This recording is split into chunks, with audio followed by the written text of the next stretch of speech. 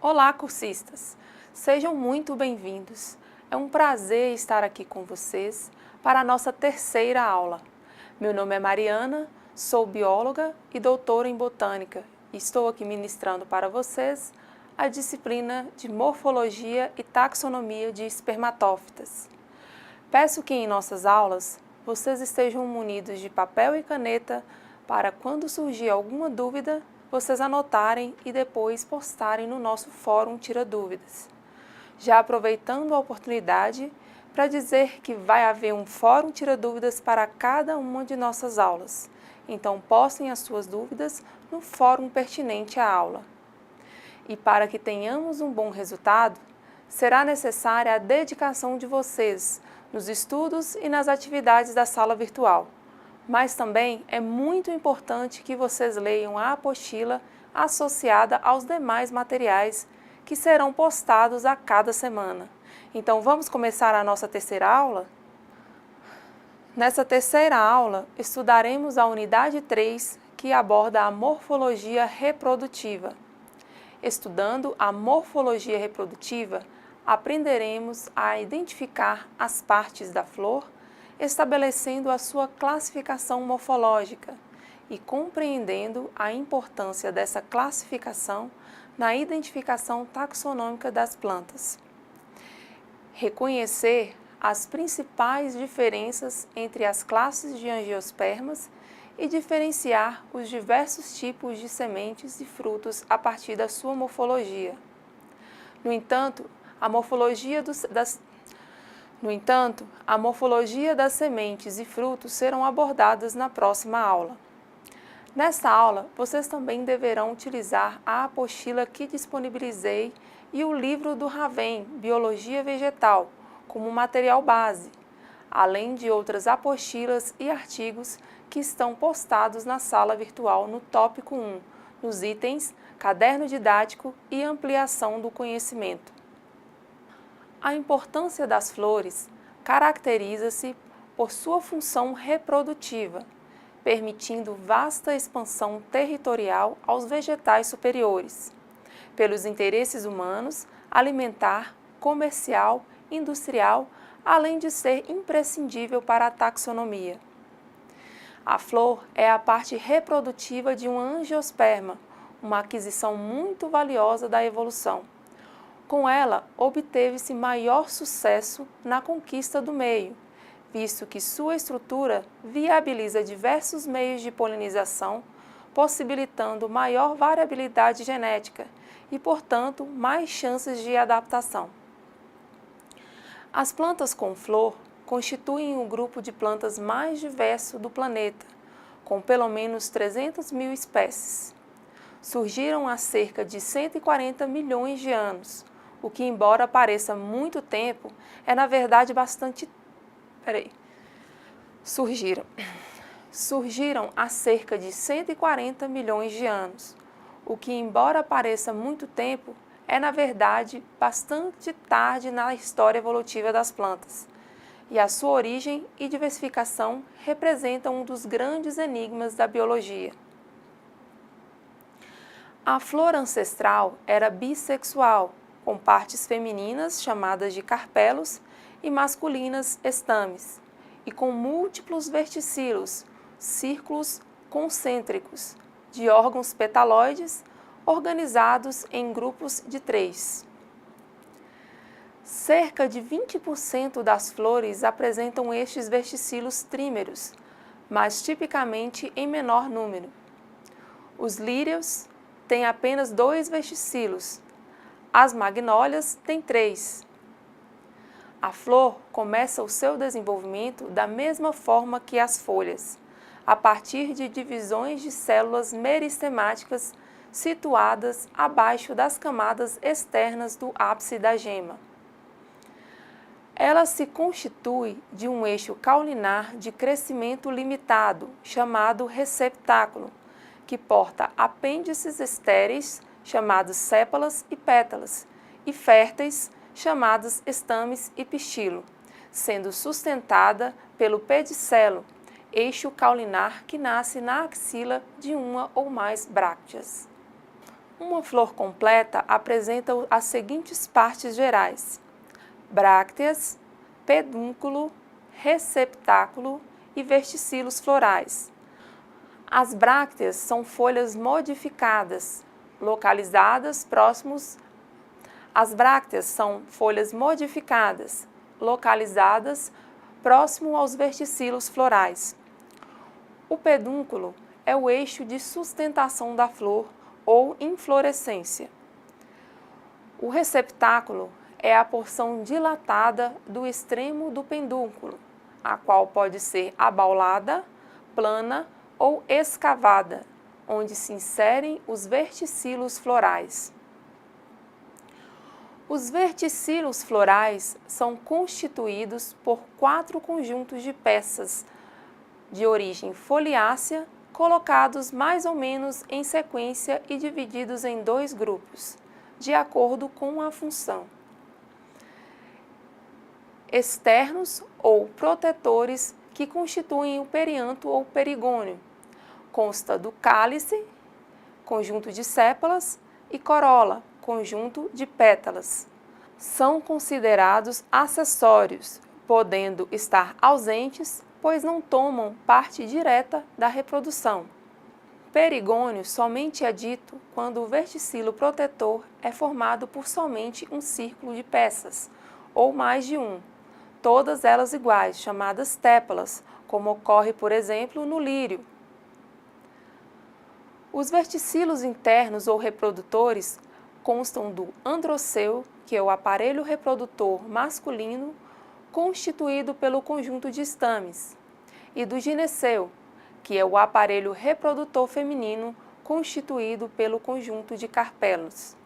No tocante ao desenvolvimento do pedúnculo, a flor pode ser pedunculada, quando tem pedúnculo, por exemplo, quaresmeira e lírio, e séssil, quando não apresenta pedúnculo, como, por exemplo, flores que integram os capítulos das plantas da família Asterácea. Quanto à disposição das peças florais, a flor pode ser cíclica, quando as peças florais estão dispostas em círculos concêntricos no receptáculo, formando verticilos, como, por exemplo, a espécie lírio, da família Liliaceae, a quaresmeira, da família Melastomataceae, e a flor de couve, da família Brassicaceae. A cíclica ou espiralada, quando as peças florais estão dispostas em espiral, em torno do receptáculo, por exemplo, a espécie Magnólia, da família Magnoliaceae. Quanto ao número de peças do perianto, a flor pode ser aperiantada, aclamídia ou nua, com ausência dos 2 verticilos protetores, como, por exemplo, gramíneas e pimenta do reino. Monoperiantada, monoclamídia ou haploclamídia. Monoperiantada, monoclamídia ou haploclamídia, com ausência de um dos 2 verticilos protetores, como, por exemplo, mamona. E diperiantada, diclamídia ou diploclamídia, que é a flor que possui cálice e corola, como, por exemplo, o lírio e o hibisco. Quanto à homogeneidade do perianto, a flor pode ser homoioclamídia ou homoclamídia, quando as sépalas e pétalas são iguais em número, cor e forma, sendo chamadas de tépala. E heteroclamídia, quando as sépalas e pétalas são diferentes entre si. Quanto ao sexo, a flor pode ser unissexual feminina, com ausência de androceu e presença somente do gineceu, como, por exemplo, a mamona. Unissexual masculina, ausência do gineceu e presença somente do androceu. Como exemplo de flores unissexuais masculinas, podemos citar também a mamona. Hermafrodita, quando possui os 2 sexos na mesma flor, como, por exemplo, hibisco. Estéril, ausência de androceu e gineceu, como exemplo, o gênero Arum, que pertence à família Araceae. Quanto ao número de estames em relação ao de pétalas, a flor pode ser oligostêmone, quando o número de estames é menor do que o de pétalas, ou sépalas. Por exemplo, as espécies de sálvia, da família Lamiaceae. Isostêmone, quando o número de estames é igual ao de pétalas, como por exemplo, o café e o fumo. Diplostêmone, quando o número de estames é o dobro do de pétalas, como por exemplo em quaresmeira e lírio. Polistêmone, quando o número de estames é superior ao de pétalas, exceto quando é duplo ou o dobro, pois aí tem nomenclatura própria. Por exemplo, em goiaba, da família Myrtaceae. Quanto à posição relativa do gineceu, a flor pode ser hipógina, quando o receptáculo é plano a convexo. Os demais verticilos situam-se abaixo do gineceu e o ovário é súpero, como por exemplo a flor de fumo. Perígina, quando o receptáculo é escavado ou côncavo, livre ou às vezes com crescente até a metade do ovário. Os demais verticilos situam-se em torno do gineceu. O ovário é súpero ou semiínfero. Quando é súpero, estames e pétalas são adinatos ao cálice, formando uma estrutura em forma de cálice, chamado hipanto, originário do receptáculo na base do ovário. Se o hipanto englobar completamente o ovário, a flor é epígina. E epígina é quando o receptáculo é escavado, côncavo e concrescente com todo o ovário. Os demais verticilos se posicionam acima do gineceu. O ovário é ínfero, como por exemplo, a espécie brinco de princesa pertencente à família Onagraceae. As brácteas podem assumir diferentes tipos ou feições, como os seguintes. Férteis são brácteas com flores nas axilas, como exemplo, a bougainville pertencente à família Nyctaginaceae e o lírio pertencente à família Liliaceae. Vazias são aquelas sem flores nas axilas, são também chamadas de estéreis ou não férteis. Calículo, também chamado de epicálice, é um conjunto de brácteas dispostas em círculo na base do cálice, dando a impressão de ser um cálice suplementar, como por exemplo a espécie de hibisco pertencente à família Malvaceae. Cúpula são brácteas endurecidas persistentes na base de alguns frutos, como por exemplo a espécie de carvalho da família Fagaceae. Espata é uma bráctea desenvolvida protegendo algumas inflorescências, como por exemplo a banana de macaco pertencente à família Araceae. Glumas, duas brácteas estéreis basais que protegem a espiguilha ou espigueta, que é a inflorescência elementar das gramíneas pertencentes à família Poácea, como por exemplo o arroz. Invólucro, conjunto de brácteas próximo à flor ou inflorescência que as rodeiam em maior ou menor grau. Por exemplo, a salsa, pertencente à família Apiaceae. Periclínio, conjunto de brácteas que circundam as inflorescências em capítulo, como por exemplo, a margarida, pertencente à família Asteraceae. O cálice é o conjunto de sépalas de uma flor. Geralmente é verde e quando é da mesma cor que a corola, ele é chamado de petaloide, como por exemplo em lírio.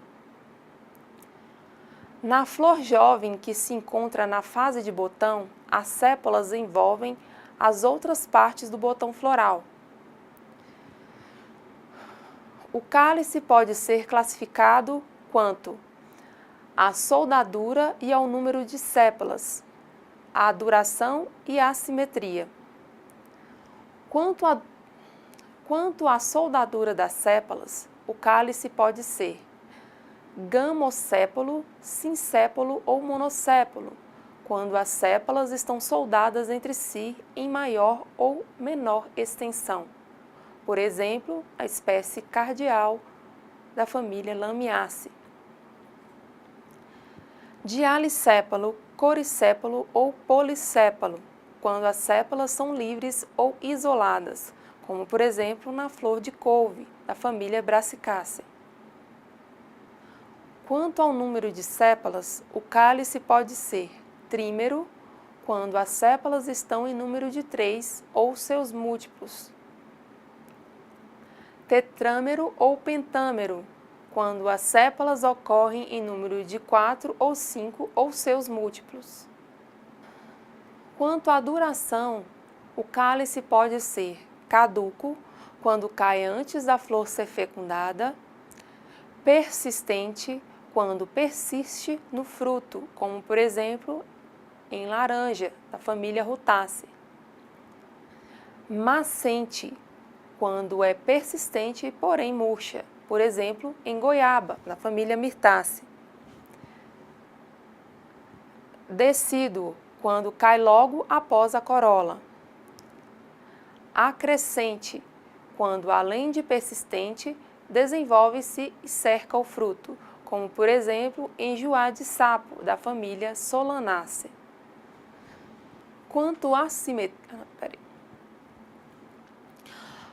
à simetria, o cálice pode ser actinomorfo ou radial, com vários planos de simetria, zigomorfo ou bilateral, com um só plano de simetria, ou assimétrico, sem plano de simetria. A corola situada internamente no cálice é o conjunto de pétalas de uma flor e geralmente tem textura bem mais delicada que o cálice. A sua coloração branca ou diversamente colorida e forma são muito variáveis. Quando possui coloração verde, se diz que a corola é cepaloide. A corola pode ser classificada quanto à soldadura, ao número, à duração, à simetria e à morfologia das pétalas. Quanto à soldadura das pétalas, a corola pode ser gamopétala, simpétala ou monopétala, quando as pétalas estão soldadas entre si em maior ou menor extensão. Dialipétala, coripétala ou polipétala, quando as pétalas estão livres entre si. Quanto ao número de pétalas, a corola pode ser trímera, quando as pétalas ocorrem em número de 3 ou seus múltiplos, como por exemplo nas famílias pertencentes às monocotiledôneas.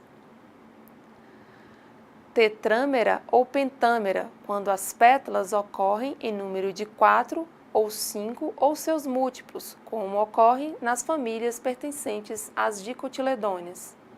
Quanto à duração, a corola pode ser caduca, quando cai após a flor ser fecundada, marcescente, quando é persistente, porém murcha, e é de rara ocorrência. Quanto à simetria, a corola pode ser actinomorfa ou radial, com vários planos de simetria, zigomorfa ou bilateral, com um só plano de simetria, e assimétrica, sem plano de simetria. Quanto à morfologia, a pétala possui duas porções principais, o limbo, que é a... Quanto à morfologia, a pétala possui duas porções principais, o limbo, que é a sua parte dilatada, e a unha, ou ungícula, que é a parte estreita. Existem diversas denominações para as flores, de acordo com os tipos de corolas que apresentam como as seguintes: as flores dialipétalas e actinomorfas, que podem ser crucífera ou cruciforme, com pétalas em cruz, opostas duas a duas, como em couve. Rosácea, com 5 pétalas de unha curta e bordos do limbo arredondados, como por exemplo as rosas. Cariofilácea ou cariofilada, com 5 pétalas de unha longa e bordos do limbo lacineado ou lacinulado, quando é recortado irregularmente. Já as flores de alipétalas zigomorfas podem ser orquidácea ou orquidiforme, com 3 pétalas, sendo 2 laterais, as asas e uma mediana, chamada de labelo, como por exemplo as orquídeas. Papilionada, papilionácea, mariposada ou amariposada, com 5 pétalas desiguais, uma maior e superior chamada estandarte ou vexilo. 2 menores e laterais chamadas de asas. 2 inferiores mais internas envolvidas pelas asas, chamadas de carena ou quilha, que normalmente é quem porta os estames e estilete, como por exemplo as flores de ervilha. Flores gamopétalas e actinomorfas podem ser classificadas como tubulosa ou tubular. As pétalas formam um tubo cilíndrico ou quase comprido, enquanto o limbo da corola é curto ou quase nulo, como por exemplo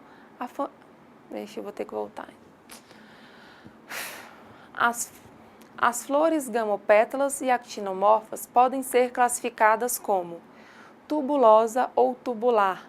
As flores formam um tubo cilíndrico ou quase comprido, enquanto o limbo da corola é curto ou quase nulo, como por exemplo nas margaridas. Rotácea, rotada ou rotata apresenta um tubo curto com limbo da corola plano, circular, ordinariamente inteiro ou lobos arredondados, semelhante a uma roda, como por exemplo as flores de tomate.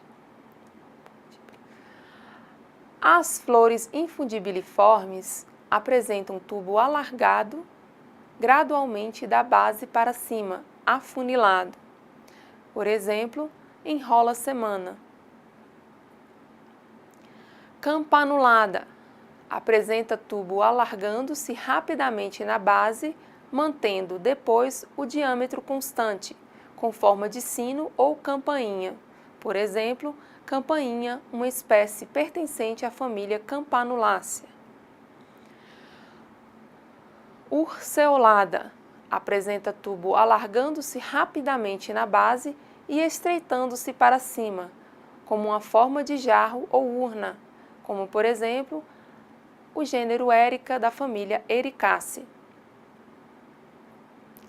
Hipocrateriforme apresenta tubo comprido, alargando-se rapidamente na parte superior com um limbo plano, em forma de taça ou salva, como por exemplo, vinca, uma espécie da família Apocynaceae. As flores gamopétalas e zigomorfas podem ser classificadas como labiada. Possui limbo da corola dividindo-se em uma ou 2 lábios, como por exemplo em cardeal da família Lamiaceae. Personada, mascarina ou mascarila. Possui 2 lábios justapostos em que o lábio inferior tem uma dilatação que fecha a abertura da corola, como por exemplo boca de leão, uma espécie da família Plantaginácea. Ligulada, tem um limbo das pétalas em forma de língua, com um ápice denteado, como por exemplo a margarida, da família Asterácea. Digitaliforme, a corola tem a forma de dedal ou dedo de luva, como por exemplo a dedaleira, da família Plantaginácea. O androceu compreende o conjunto de estames da flor. Os estames estão frequentemente diferenciados em anteras, porção dilatada, geralmente com 2 tecas, onde são formados os grãos de pólen, e filetes, que é o haste geralmente filamentoso encimado pela antera.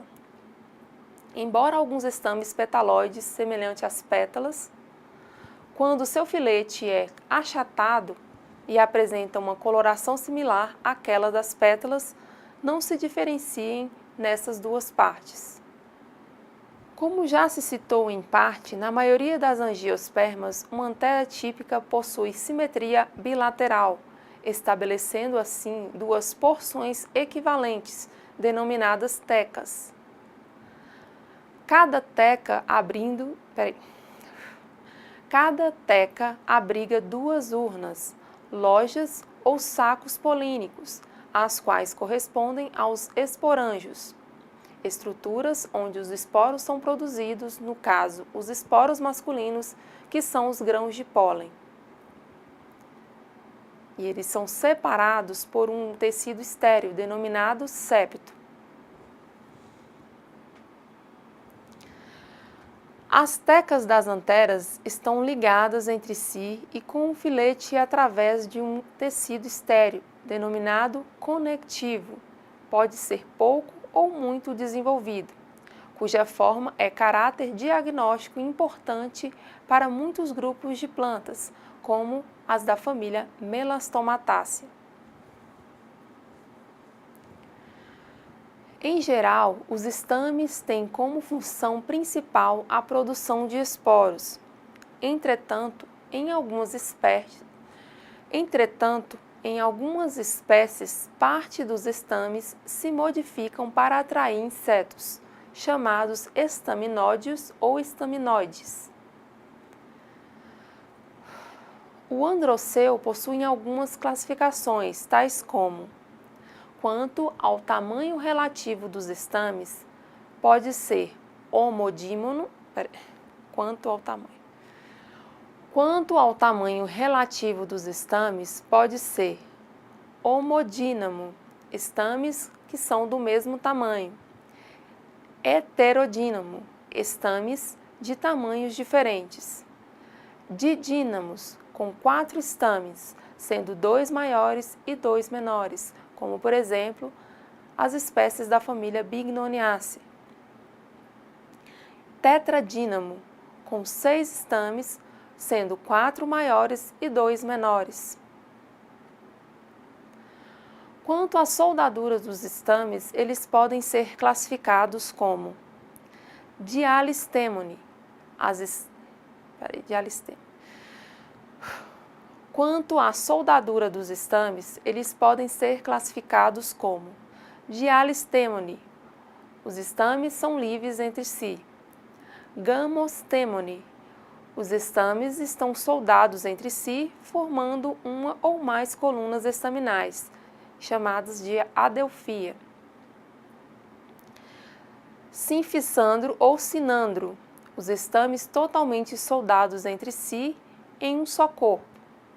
Em alguns casos, podem apresentar uma estrutura tão modificada que torna difícil detectar um estame individual. Quanto à soldadura dos filetes, os filetes soldados entre si, formando feixes. Podem ser monadelfo, filetes soldados em maior ou menor extensão em um único feixe, formando um tubo, como em hibisco, a família Malvaceae. Diadelfo, filetes soldados em 2 feixes ou um feixe e um estame livre, como por exemplo em ervilha, a família. Bota diadelfo, viu? Diadelfo, filetes soldados em 2 feixes ou um feixe e um estame livre. Diadelfo, filetes soldados em 2 feixes ou um feixe e um estame livre, como em ervilha e glicínia, ambas da família Fabaceae. Triadelfo, filetes soldados em 3 feixes e poliadelfo, filetes soldados formando mais de 3 feixes, como por exemplo em laranja da família Rutaceae. Quanto à ramificação do filete, eles podem ser classificados como simples, quando o filete não é ramificado. Composto ou meristemone, filete ramificado, terminando cada ramo em uma antera, como por exemplo em mamona da família Euphorbiaceae. Quanto à soldadura da antera, elas podem ser classificadas como livres, anteras livres entre si, como por exemplo em Pequi da família.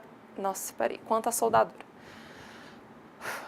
Quanto à soldadura da antera, elas podem ser classificadas como livres quando as anteras são livres entre si, como por exemplo em Pequi da família Cariocaraceae. Sinânteros ou sinânteros ou singenéticos, quando os estames são soldados pelas anteras, sendo livres os filetes, como por exemplo em Margarida da família Asteraceae. Coniventes, filetes livres e as anteras somente encostam-se umas nas outras, como por exemplo em tomate da família Solanaceae. Quanto à posição em relação à corola, eles podem ser classificados como inclusos, onde os estames que não aparecem na garganta da corola ou do cálice, como por exemplo em Alamanda e Vinca, ambas da família Apocynaceae. Excertos ou excertos, excertos ou excertos, estames que sobressaem na garganta da corola ou do cálice. Epipétalos são os estames que são adinatos ou aderentes com crescentes às pétalas. Como já foi dito, a antera é a porção dilatada do estame e geralmente com duas tecas, cada uma com 2 sacos polínicos. A antera pode ser classificada quanto à inserção no filete, tipo e posição da deiscência e ao número de tecas. Quanto à inserção da antera no filete, as anteras podem ser classificadas como ápice fixa, inserção do filete no ápice da antera; dorsifixa, quando a inserção do filete se dá na região dorsal da antera; base fixa, quando o filete insere-se na base da antera. Quanto aos tipos de deiscência, aberturas das tecas podem ser longitudinal, por meio de uma fenda longitudinal em cada teca. É o tipo mais comum e mais frequente. Valvar, por meio de pequenas valvas. Caso a valva se articule na parte mais alta, a orientação da deiscência é introssa. Caso a valva se articule na parte mais baixa, a orientação da deiscência será extrossa, como por exemplo em abacate, da família Lauraceae, sendo bem característico dessa família. E poricida, que é por meio de poros apicais, como por exemplo a quaresmeira pertencente à família Melastomataceae e fedegoso pertencente à família Fabaceae. Quanto à posição de acordo com a deiscência ou orientação da deiscência, as tecas podem ser introssa, abertura da antera voltada para o eixo da flor, ou seja, para dentro; extrossa, abertura voltada para fora. Quanto ao número de tecas, podem ser monoteca, com uma só teca, como em hibisco, e diteca, com 2 tecas, como a maioria das plantas com flores, e tetrateca, com 4 tecas. O grão de pólen é um corpúsculo de coloração geralmente amarelada que apresenta número haploide de cromossomos. Ele dará origem aos gametas masculinos. Seu tamanho pode variar consideravelmente, existindo grãos com menos de 10 micrômetros e outros muito maiores, como os da abóbora, que chegam a 230 micrômetros. Da mesma maneira a forma, mas esta, no geral, é arredondada ou ovoide. Ele pode variar quanto à forma de agrupamento, sendo isolado ou simples, que é o mais comum. em massas chamadas políneos ou políneas. Políneas são massas de grãos de pólen aglutinados, coesos, que é bem característico da família Orquidácea e na subfamília Asclepiadoida e da família Apocynaceae. A polínia possui um pedículo ou haste chamada de caudícula ou caudículo, que aprende a um disco granuloso e viscoso chamado de retináculo, o qual é a porção que adere ao corpo do polinizador. Composto, quando os grãos agrupam-se de 2 em 2, de 4 em 4, de 8 em 8 e assim por diante. O grão de pólen apresenta duas membranas, a externa chamada de exina, que tem como principal constituinte a esporopolenina. O grão de pólen apresenta duas membranas, a externa chamada exina, que tem como principal constituinte a esporolenina. Nossa, eu falei errado de novo, esporopolenina. O grão de pólen apresenta duas membranas, a externa chamada exina, que tem como principal constituinte a esporopolenina, lisa ou possui configurações variáveis e poros, os poros chamados germinativos, e a interna chamada intina. No seu interior, o grão de pólen apresenta em geral dois núcleos no seio do citoplasma. No seu interior, o grão de pólen apresenta em geral dois núcleos no seio do citoplasma, um menor, reprodutivo, e o outro maior, vegetativo e nutritivo.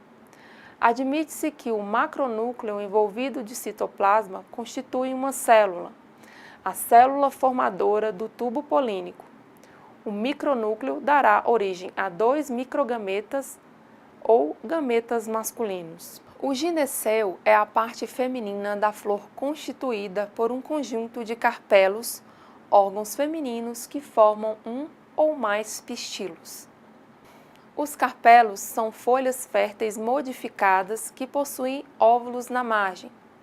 Na formação do gineceu, as margens da folha carpelar dobraram-se para dentro e uniram-se entre si ou com as margens de outras folhas carpelares. Desse modo, os óvulos ficaram encerrados e protegidos no lóculo, que é o espaço no interior do carpelo. Morfologicamente, o pistilo consta do ovário, que é a parte basilar dilatada, delimitando um ou mais lóculos, onde se acham os óvulos. Estilete, parte tubular, mais ou menos alongada, em continuação ao ovário, por onde o tubo polínico move-se para alcançar o ovário e a fecundação ocorrer.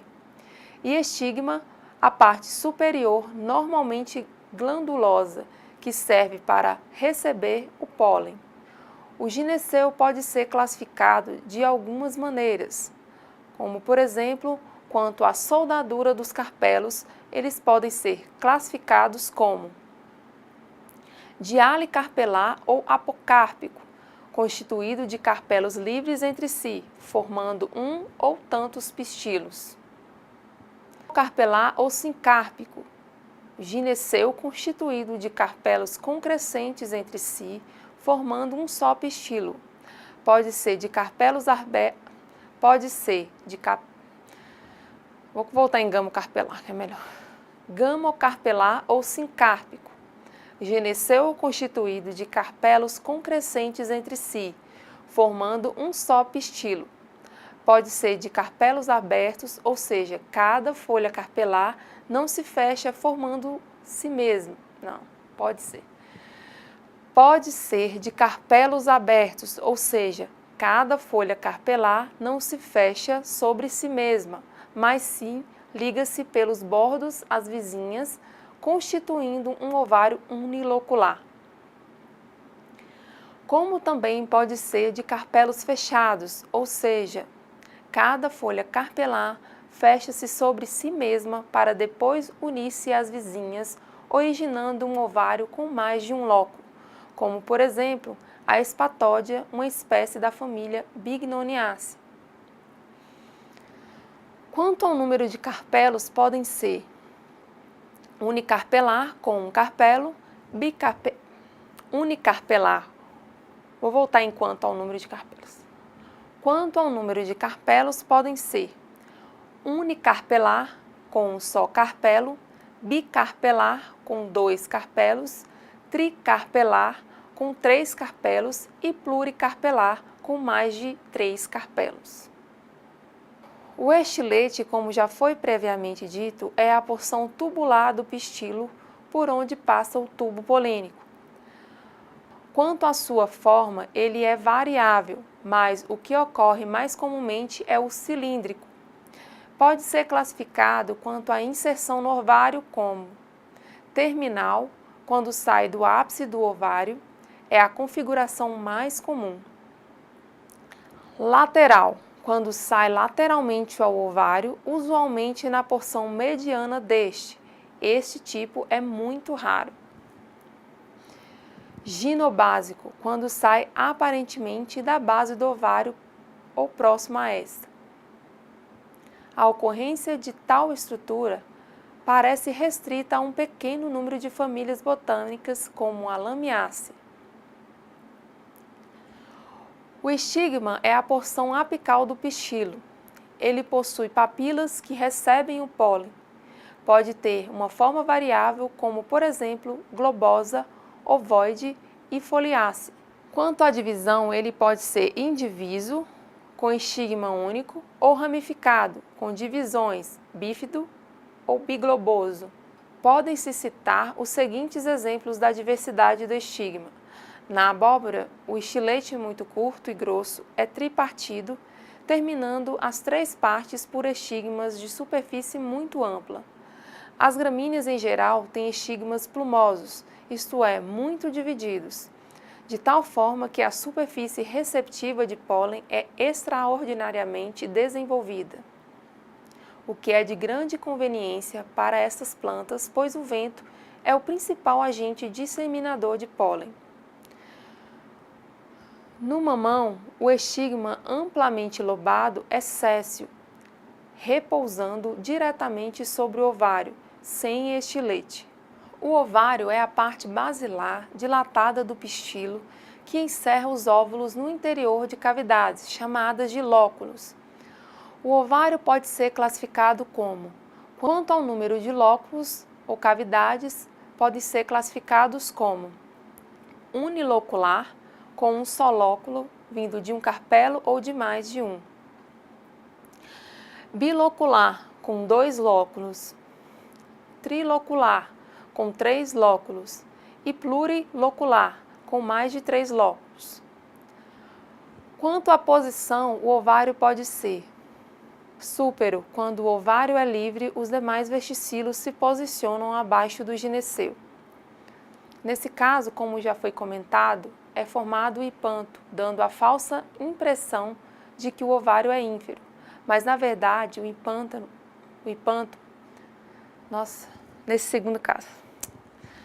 nesse segundo caso, como já comentado, é formado o hipanto, dando a falsa impressão de que o ovário é ínfero. Mas, na verdade, o hipanto origina-se no receptáculo na base do ovário.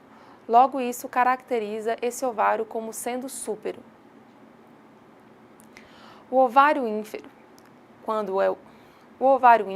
é quando o ovário é aderente ao receptáculo, os demais verticilos se posicionam acima do gineceu. O ovário semiínfero ocorre quando o ovário é semiaderente. O ovário semiínfero ocorre quando o ovário é semiaderente ao receptáculo. Os demais verticilos se posicionam em torno do gineceu. O óvulo é O óvulo é o corpúsculo onde se forma o gameta feminino, que é a oosfera. Após ocorrer a fecundação, ele cresce e forma a semente. A sua morfologia, bem como os tipos que ocorrem, serão descritos a seguir. O funículo é o cordão que liga o óvulo à placenta. O hilo é a inserção do funículo ao óvulo. Os integumentos, geralmente 2 tegumentos, primina, mais externo, e secundina, mais interno, que envolvem a nucela, deixando entre si uma abertura, a micrópila, orifício canalicular pelo qual o tubo polínico penetra para efetuar a fecundação. Nucela trata-se do tecido sem vasos, com função nutritiva, cuja base unida aos integumentos chama-se calasa, onde o feixe vascular do funículo termina. No interior está o saco embrionário, com 7 células, uma oosfera, 2 sinérgides, 3 antípodas e uma célula central com 2 núcleos. Os núcleos polares, que geralmente fundem-se em um só, chamado mesocisto ou núcleo secundário do saco embrionário, que vai originar o albume. A oosfera é o gameta feminino que, após a fecundação, vai formar o embrião da semente. Os óvulos são classificados como ortótropo quando a micrópila, o saco embrionário, o hilo e a calasa acham-se no prolongamento da mesma linha reta e tem a micrópila voltada para cima. Campilótropo. Nesse tipo, o eixo da nucela e integumentos curvam-se em uma ferradura. Assim, a micrópila aproxima-se do hilo e da calasa. Anátropo. Nesse tipo, a micrópila se aproxima da placenta, ficando no externo. Anátropo. Novamente, anátropo. Nesse tipo, a micrópila se aproxima da placenta, ficando no extremo oposto ao da calasa. O funículo, um pouco alongado, tem grande curvatura e une-se aos integumentos, formando uma linha de soldadura, a ráfie. A micrópila é voltada para baixo. E anfítropo. Nesse tipo, o eixo é reto, mas paralelo à placenta. O funículo encurvado junto ao óvulo, parece inserido na sua parte média. A micrópila fica voltada para o lado. Placenta é a região interna do tecido do ovário onde se inserem os óvulos. Usualmente, a placenta é diferenciada do revestimento regular do ovário, apresentando tricomas. Placentação designa as várias formas pelas quais os óvulos e suas respectivas placentas podem estar inseridas na parede interna do ovário. Existem os seguintes tipos de placentação. Central, onde os óvulos presos em uma coluna central em ovário unilocular. Apical, óvulos presos apical, óvulos presos no ápice do ovário. Basilar, óvulos presos na base do ovário. Axial, óvulos presos ao eixo central em ovário septado. E parietal, óvulos presos na parede ovariana. A ocorrência de uma única flor em cada ramo ou eixo, como por exemplo a violeta, o cravo, a tulipa ou o hibisco, é um evento pouco comum na natureza. Na maioria dos vegetais, as flores encontram-se agrupadas, formando as chamadas inflorescências. Elas muitas vezes podem ter caráter diagnóstico importante para o uso na taxonomia e sistemática, pois muitas famílias distinguem-se facilmente pelo tipo de inflorescência, como a espádice da família Arácea, as umbelas da família Apiácea ou os capítulos da família Asterácea. Inflorescência é a disposição dos ramos florais e das flores sobre eles. Quanto à posição, podem ser axilares, quando as inflorescências estão na axila das flores, como também podem ser terminais, quando as inflorescências estão no fim do ramo. Quanto ao número, podem ser unifloras ou isoladas quando apresentam uma flor única na extremidade do pedúnculo. Ou plurifloras ou agregadas, quando do eixo principal partem outros ramos secundários, que terminam em uma flor, tendo assim várias flores em um mesmo pedúnculo. E as inflorescências plurifloras têm dois tipos: as simples, quando o pedúnculo principal produz pedicelos com uma flor, e as compostas, quando o pedúnculo principal produz pedicelos que se ramificam. Pode-se dizer que a origem consiste de um prolongamento semelhante ao caule ou raque, que geralmente produz primórdios foliares, que se diferenciam em brácteas. E na axila de cada bráctea nasce uma flor ou gema que formará um ramo lateral com flores. Pode ter os seguintes tipos principais de inflorescência: indefinida, racimosa, racemosa, centrípeta ou monopodial. O eixo principal termina numa meristema apical que se alonga, em teoria, indefinidamente, emitindo lateralmente flores ou eixos secundários com mais flores. As flores se abrem de baixo para cima ou da periferia para o centro. Definida, cimosa, centrífuga ou simpodial. O eixo principal termina em uma flor. O meristema que está formando a inflorescência cessa cedo a produção de brácteas e origina os primórdios dos apêndices de uma flor terminal.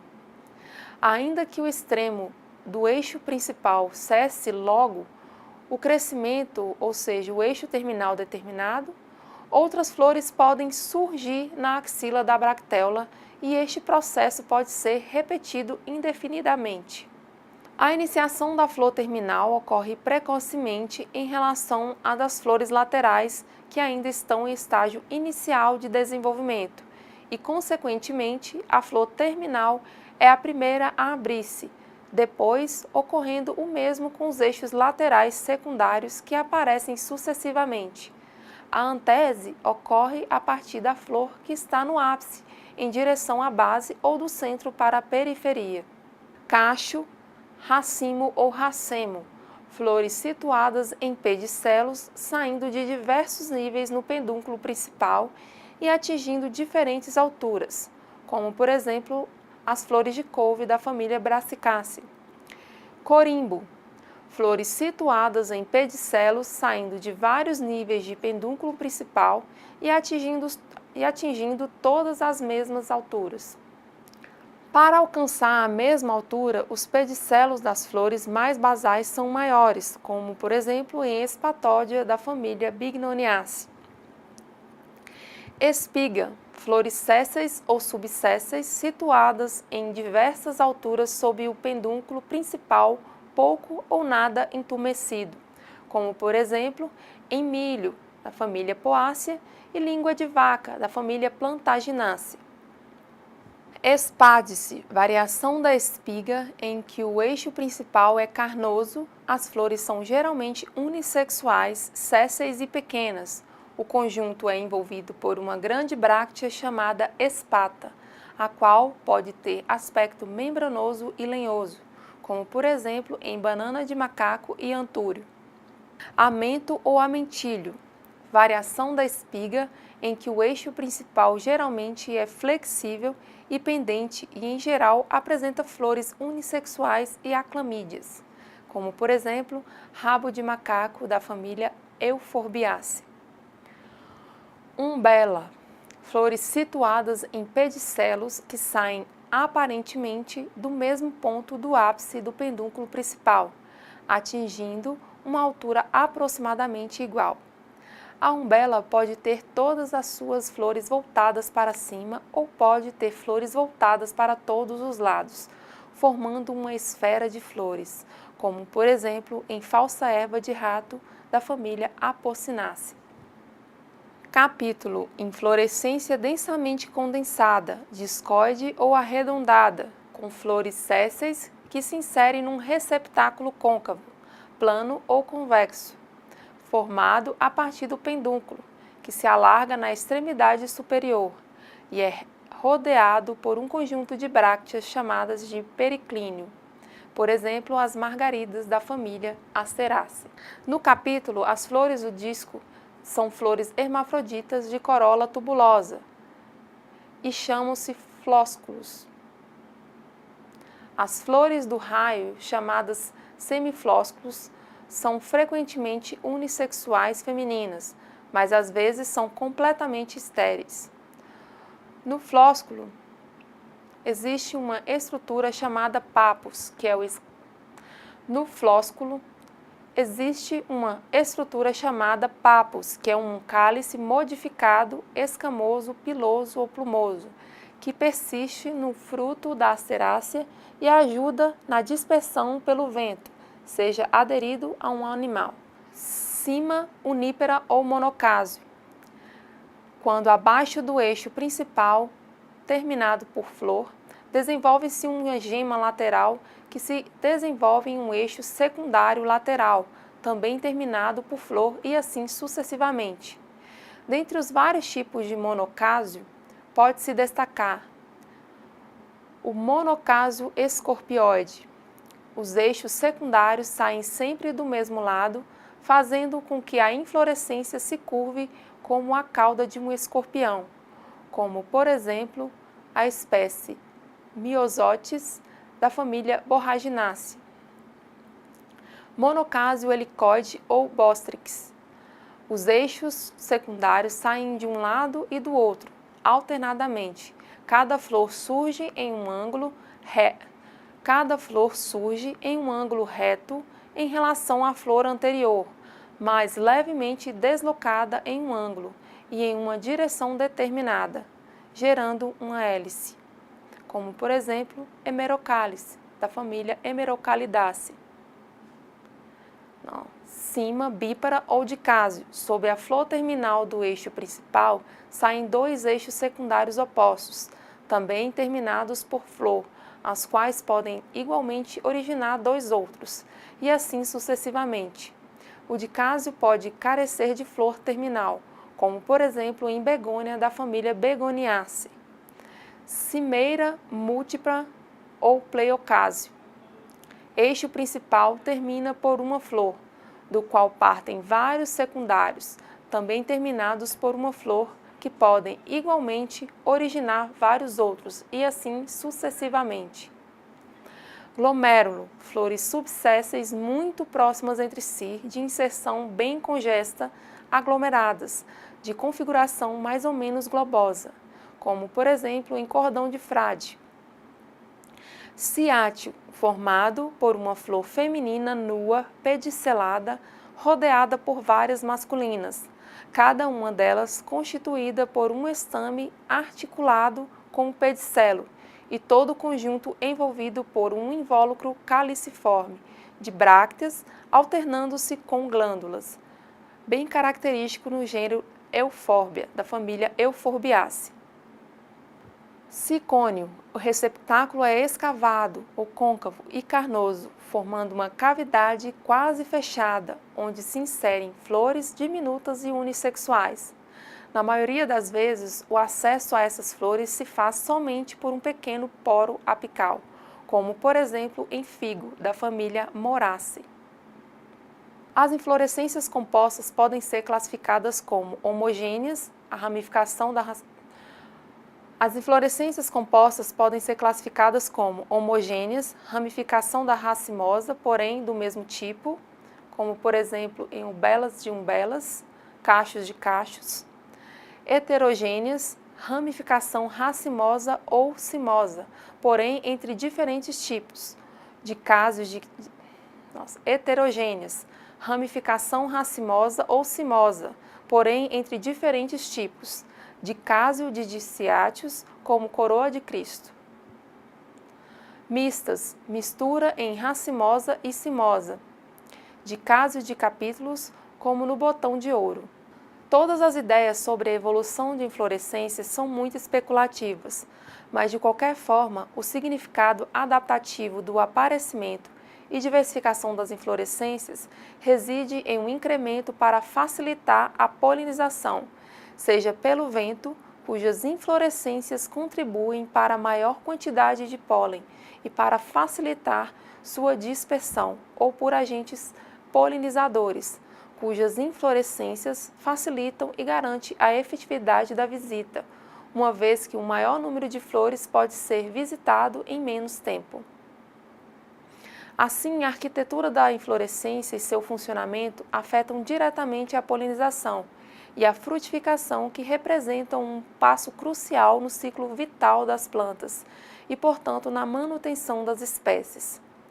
A arquitetura da inflorescência pode afetar profundamente os níveis de fecundação cruzada, por exemplo, em monocásios e dicásios. Podemos ter a maturação de apenas uma ou duas flores num dia particular, aumentando a chance de fecundação cruzada. A perfloração é a disposição das peças florais no botão, antes da antese, ou seja, da abertura da flor, que pode ter os seguintes tipos: valvar, quando as peças florais, as sépalas e as pétalas, não se recobrem, mas apenas se tocam pelos bordos. Pode haver os seguintes subtipos: simples, com margens não dobradas, induplicada, com bordos dobrados para dentro, reduplicada, com bordos dobrados para fora, torcida, espiralada ou contorta, quando todas as peças florais são semi-internas, imbricada, com uma peça externa, uma interna e 3 semi-internas, quincurcial, com 2 peças externas, 2 internas e uma semi-interna, coclear, quando é imbricada, mas a peça externa não é imediata, a interna. Pode haver os seguintes subtipos: vexilar, quando o vexilo é peça interna, carenal, quando uma das peças da carena é a externa. E com isto encerramos a nossa terceira aula. Espero que vocês tenham gostado e tenham absorvido o conteúdo que vimos hoje e que busquem conhecimento além do que foi falado nesta videoaula. Deixarei no tópico pertinente a esta aula alguns vídeos sobre a morfologia da flor. Na próxima aula estudaremos sobre a morfologia das sementes, frutos e reprodução das fanerógamas. Lembre-se de acessar a sala virtual, participar dos fóruns e postar as suas dúvidas. Estudem a apostila e demais materiais recomendados na sala virtual. Até a próxima aula!